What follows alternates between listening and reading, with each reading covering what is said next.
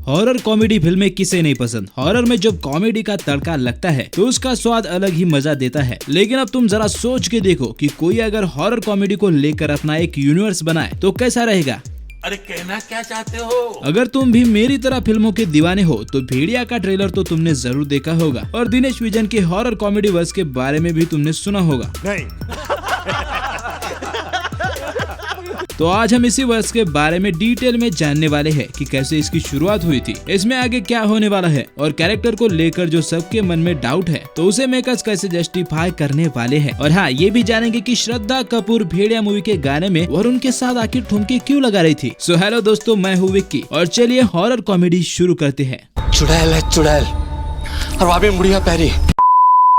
तो दोस्तों, जब पूरी दुनिया में मार्वल का भौकाल था तब इंडियन सिनेमा में भी बहुत से यूनिवर्स का जन्म हो रहा था, जिसमें से ही एक था हॉरर कॉमेडी यूनिवर्स जो कि दिनेश विजन ने बनाया था। इसकी शुरुआत 2018 में स्त्री मूवी से ही हो गई थी। दिनेश विजन जो कि डायरेक्टर और प्रोड्यूसर है, एक्चुअली में जब वो स्त्री मूवी बना रहे थे तब उनका मकसद हॉरर कॉमेडी वर्स बनाने का बिल्कुल नहीं था, मगर स्त्री मूवी जिसके लीड रोल में राजकुमार राव और श्रद्धा कपूर थे, इसने बॉक्स ऑफिस पर छप्पड़ फाड़ कमाई की। इसका बजट सिर्फ 20 करोड़ था और इसकी वर्ल्ड वाइड कमाई 180 करोड़ थी। अब इसके ठीक 3 साल बाद ही इतिहास आगे बढ़ता है और 2021 में ही ऐसी एक और फिल्म रिलीज हुई, रूही। इसका भी बजट 20 करोड़ था, मगर ये स्त्री इतनी हिट नहीं हो पाई और इसने सिर्फ 30 करोड़ ही कमाए। लोगों ने इसे स्त्री मूवी की कॉपी भी कहा, क्योंकि तब तक किसी को ये पता ही नहीं था कि रूही और स्त्री दोनों ही एक ही वर्ष में बिलोंग करती है और इसीलिए ये सेम थीम पर बनी थी। इसके बाद दिनेश विजन ने हॉरर कॉमेडी वर्स का ऑफिशियल अनाउंसमेंट कर दिया। अब भेड़िया मूवी को छोड़ के आगे इसमें कौन कौन सी फिल्में हैं उसे जानने से पहले ये समझते हैं कि दिनेश विजन ने रूही के बाद ही क्यों इस वर्ष का सोचा। मतलब इससे पहले भी तो सोच सकते थे, और अगर इससे पहले सोचते या फिर उसका अनाउंसमेंट कर देते तो शायद बेचारी रूही मूवी भी हिट हो जाती। तो ऐसा क्यों किया? तो इसका सिंपल सा जवाब है क्योंकि तब तक इनके पास इतना बड़ा बजट ही नहीं था और रूही के बाद इस फ्रेंचाइजी का टोटल खर्चा हुआ था सिर्फ 40 करोड़ और प्रॉफिट था 210 करोड़। इसीलिए इस प्रॉफिट के दम पर ही ये आगे बढ़े। वैसे अब तो इनके साथ जियो स्टूडियो भी जुड़ा है, अब तो माल ही माल है।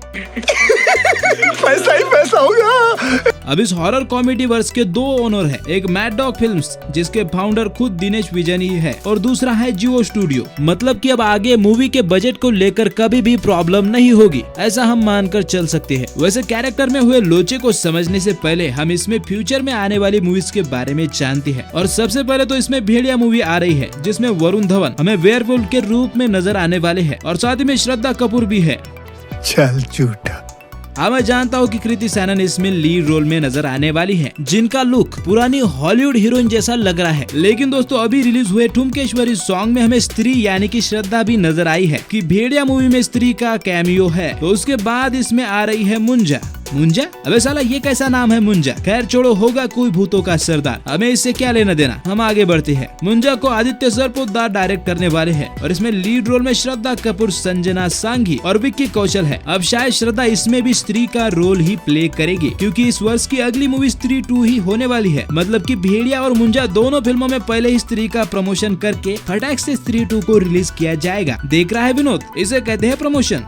और अभी तो रुको, क्लाइमैक्स अभी बाकी है। तो दोस्तों, मुंजा की शूटिंग अगले महीने यानी कि सितंबर में शुरू हो रही है और 2023 में आखिर में हमें ये देखने को मिल सकती है। तो इसके बाद इस वर्ष की 5th इंस्टॉलमेंट है स्त्री 2, जिसमें अमर कौशिक ही डायरेक्ट कर रहे हैं और प्रोड्यूसर भी दिनेश विजन ही है। और मैं यहाँ पर भी और ही पर इतना जोर इसीलिए लगा रहा हूँ क्योंकि पहली स्त्री मूवी पर भी डायरेक्टर और प्रोड्यूसर ये दोनों ही थे। और हाँ, क्योंकि ये 2018 में आई स्त्री का सीक्वल है तो इसमें लीड रोल में भी वही एक्टर है जो पहले थे, श्रद्धा कपूर, राजकुमार राव और अभिषेक बैनर्जी। मतलब की कहानी वही से शुरू होगी जहाँ पे खत्म हुई थी।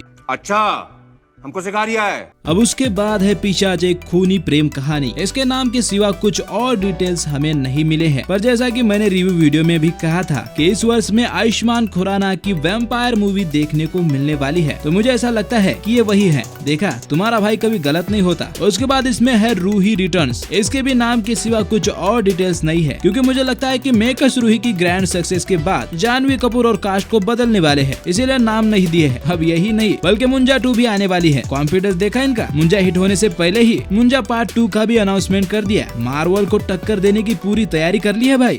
जोर जोर से बोल के लोगों को स्कीमें बता दे। वैसे अगली फिल्म है शमशान घाट। इसके भी नाम के सिवा और कोई डिटेल्स या फिर जानकारी हमारे पास नहीं है, पर इन सभी फिल्मों के स्क्रीन राइटर अमर कौशिकी होने वाले हैं। अब तुम लोग सोच रहे होंगे कि भाई तूने सुनहरा सुनहरी फिल्म का नाम तो लिया ही नहीं, जबकि बादल और पीजे जैसे बड़े यूट्यूबर ने भेड़िया ट्रेलर रिव्यू के वक्त हमें इस फिल्म के बारे में बताया था। तो मैंने तुम्हें इसीलिए नहीं बताया क्योंकि सुनहरा सुनहरी गन्ने के खेत में कुछ पर्सनल काम में बिजी है, इसलिए उन पर फिल्म नहीं बन रही। अच्छा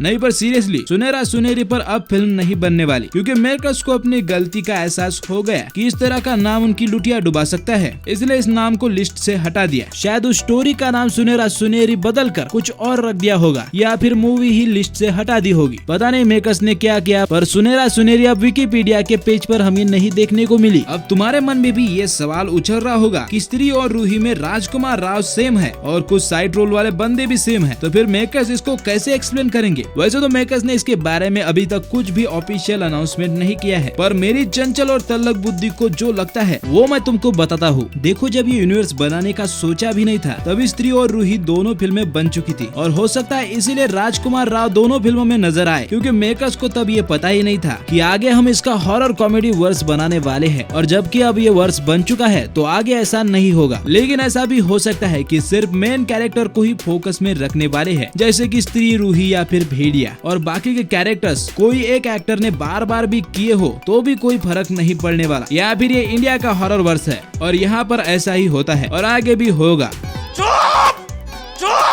वैसे दोस्तों, मुझे एक बात बहुत अच्छी लगी कि इनका विजन बहुत बड़ा है और ये इसे एक्टर्स के टैलेंट पर चलाने का सोच रहे हैं, ना कि स्टारडम पर बूढ़े स्टार को लेकर फिल्में बना रहे हैं। वरना अगर भेड़िया और वैम्पायर में आमिर और अक्षय को कास्ट किया जाता तो उनकी उम्र के हिसाब से बड़ा टट्टी काम हो जाता। पर इसका और एक कारण बजट भी है, जिसकी वजह से विक्की कौशल, वरुण धवन, श्रद्धा कपूर जैसे टैलेंटेड एक्टर्स को मौका मिल रहा है। वैसे तुम्हारा इस दिनेश विजन की हॉरर कॉमेडी वर्स के बारे में लेकर क्या थॉट्स है, कमेंट में जरूर बताना। वीडियो को लाइक और शेयर जरूर करना और चैनल को सब्सक्राइब कर लो यार। हमें नए साल से पहले 10,000 की फैमिली बनानी है, तो अपने भाई की इतनी मदद कर दो प्लीज। तो चलो हम फिर मिलेंगे अगली वीडियो में, तब तक आप फिल्में देखो।